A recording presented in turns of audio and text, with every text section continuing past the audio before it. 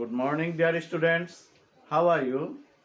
I think you are well and fine by the grace of the Almighty Allah. I am fine also. I am Muhammad Farhatul Bari, Assistant Professor of English, Jinjira PM Pilot School and College, Jinjira, Dhaka. Okay, dear students, let us see today's lesson. Our today's lesson is rules of fill in the gaps and the usage of verb. বিগত সময়ের লেকচারে আমরা কিন্তু অ্যাডভার্বের ব্যবহার, কনজাংশনের ব্যবহার, নাউনের ব্যবহার ইত্যাদি জানতে পেরেছি। আজকে আমরা দেখব যে কিভাবে শূন্যস্থানে ভার্ব ব্যবহার করতে হয়।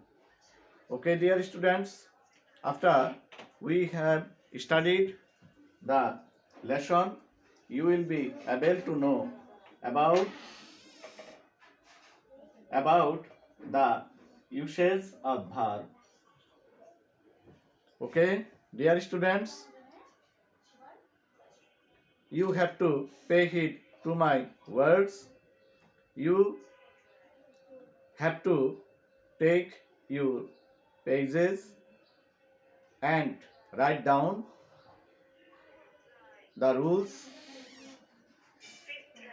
of fill in the gaps. Okay, dear students, the rules of the usage of verbs. Okay, dear students, let us start now. 1. Usage of verb. সেন্টেন্সে টু ছাড়া যে কোনো প্রিপোজিশন, আমরা জানি প্রিপোজিশন হচ্ছে বাই, উইদাউট, অফ ইত্যাদি ইত্যাদি ইত্যাদি। এই প্রিপোজিশনের এই ব্যবহার বিধির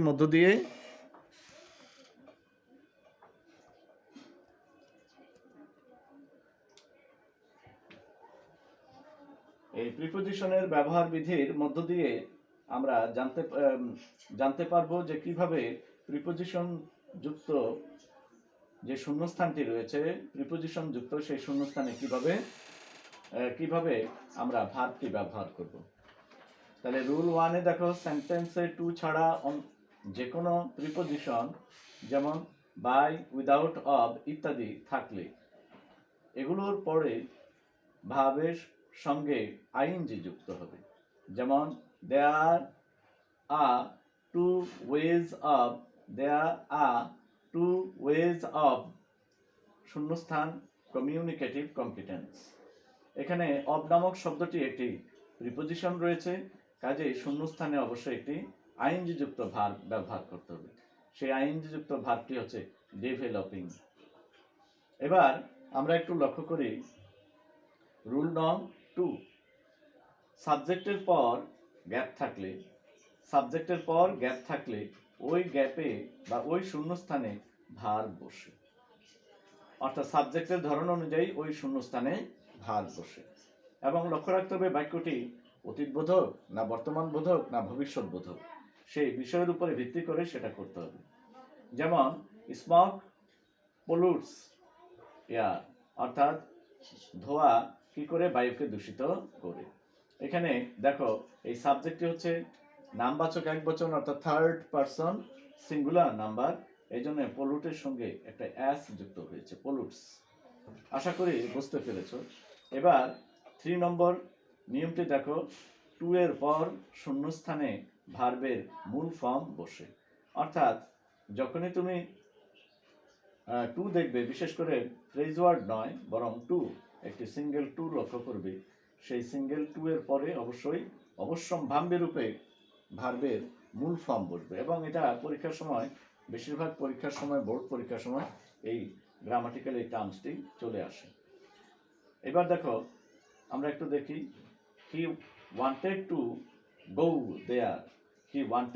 গো দেয়ার, সে সেখানে যেতে চাইল। এখন এখানে আমরা টু এর পরে ভার্বের মূল ফর্ম গো ব্যবহার করেছি। আশা করি বুঝতে পেরেছো। এবার দেখো rule 4, with a view to, একটা phrase word, look forward to, help, addicted to, devoted to ইত্যাদির পর ভার্বের সঙ্গে আইএনজি যুক্ত হয়। যেমন আই ওয়েন্ট দেয়ার, আমি সেখানে গিয়েছিলাম, উইথ আ ভিউ টু, এই উদ্দেশ্যে, মিটিং হার, তার সঙ্গে সাক্ষাতের উদ্দেশ্যে। এবার উইথ আ ভিউ টু থাকার কারণে মিট নামক মূল ভার্বের সঙ্গে কি হয়েছে, আইএনজি যুক্ত হয়েছে। আশা করি বিষয়টা বুঝতে পেরেছ।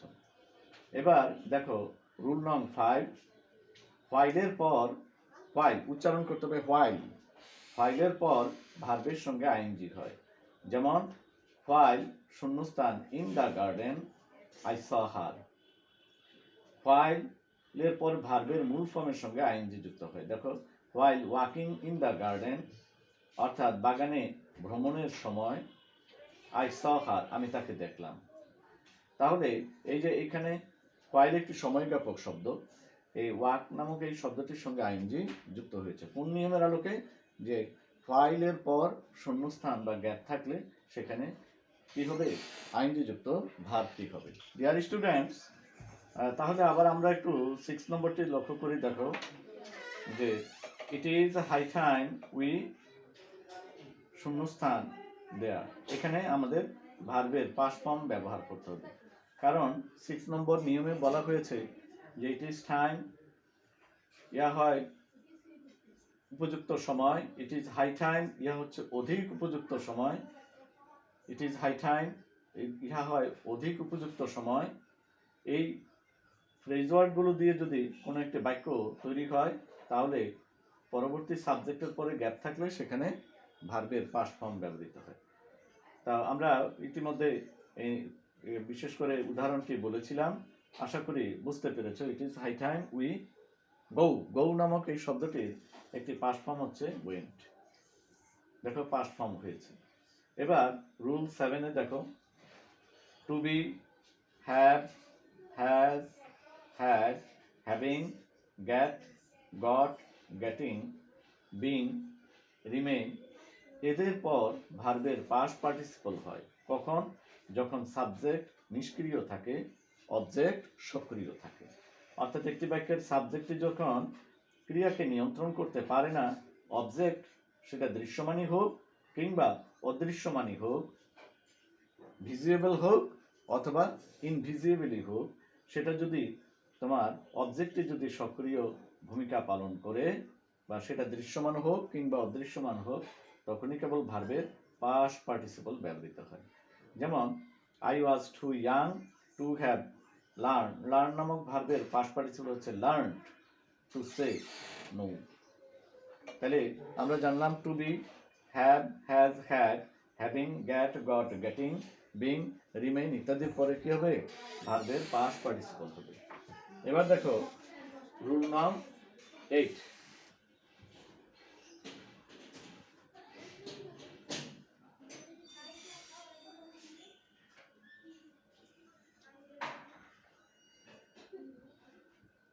রুল নং 8টি একটু দেখো, কো modal verbs. Co modal verbs আমাদের চিনতে হবে কি কি, মানে আমরা মানে এসএসসি লেভেলে কিংবা আগের সময় মানে ছোট শ্রেণীগুলোতে যা জেনেছি, আমাদের কিন্তু এই ইন্টারমিডিয়েটে এসে আরও একটু বেশি জ্ঞান অর্জন করতে হবে, বেশি কিছু জানতে হবে। তোমরা হয়তো অনেকে এটা নাও জানতে পারো আর কি।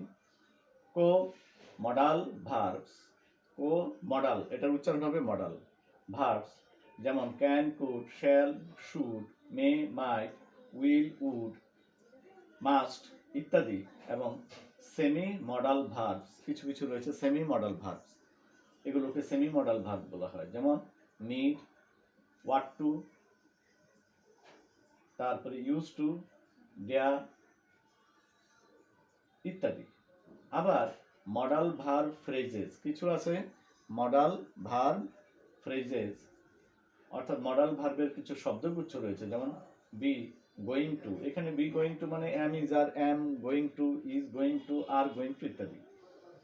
হ্যাড বেটার, উড, রাদার, এই রাদারের উচ্চারণ তোমরা কিন্তু করবে রেদার না, কি করবে রাদার, উড রাদার, আর এর উচ্চারণটা উজ্জ্ব থাকবে, would rather, not rather. Have to, তারপরে হ্যাড বেটা, এই আর এর উচ্চারণটা উজ্জ্ব থাকবে। Have to, have got to, had to, had to ইত্যাদির পর গ্যাপ থাকলে ওই শূন্যস্থানে ভার্বের মূল ফর্ম ব্যবহৃত হবে। যেমন it is going two dark, we had better হারি। মানে অর্থাৎ কি হচ্ছে, অন্ধকারময় পরিবেশ সৃষ্টি হচ্ছে, অন্ধকারাচ্ছন্ন হয়ে যাচ্ছে, উই হ্যাড বেটার হারি, আমাদের দ্রুত করতে হবে। ঠিক আছে, আমাদের দ্রুততার সঙ্গে করতে হবে। তো আশা করি রুল ইউসেজ অফ ভার্বের রুল 1 থেকে শুরু করে রুল 8 পর্যন্ত আমরা আজকের নিয়মগুলোতে শিখতে পারলাম। আমি এই নিয়মের আলোকে কিছু এক্সারসাইজ তোমাদেরকে দিতে চাচ্ছি এবং সেটা ইতিমধ্যে এখানে প্রযুক্ত হয়েছে। 1 দেখো, you have to write down these sentences and you have to do it by yourself. তোমাদের অবশ্যই এটা লিখতে হবে খাতায় এবং তোমাদেরকে অবশ্যই এগুলো পরবর্তী খাতায় লিখে পরবর্তী খাতায় উত্তরগুলো আমাকে দেখাতে হবে। ডু বাই ইউরসেলফ, তুমি নিজে নিজেই করবে। 1 I haven't got to get till 6. 2 নম্বরটি দেখো, did you ask him to help? I did not, শূন্যস্থান to। 3 নম্বর দেখো, I think it ought to, শূন্যস্থান about 5 hours. 4 parents, শূন্যস্থান blessings of Allah. 5 নম্বর দেখো, while, শূন্যস্থান with the foreigners, উচ্চারণটা দেখো foreigners, we use English. 6 নম্বরটি দেখো, it is high time we, শূন্যস্থান our population into human resource. 7 নম্বরটি দেখো, he plays an important role in, শূন্যস্থান up an educated nation. আশা করি এই নিয়মগুলো, এক্সারসাইজগুলো তোমরা লিখতে পেরেছো এবং নিয়মগুলো খাতায় তোমরা লিখতে পেরেছো।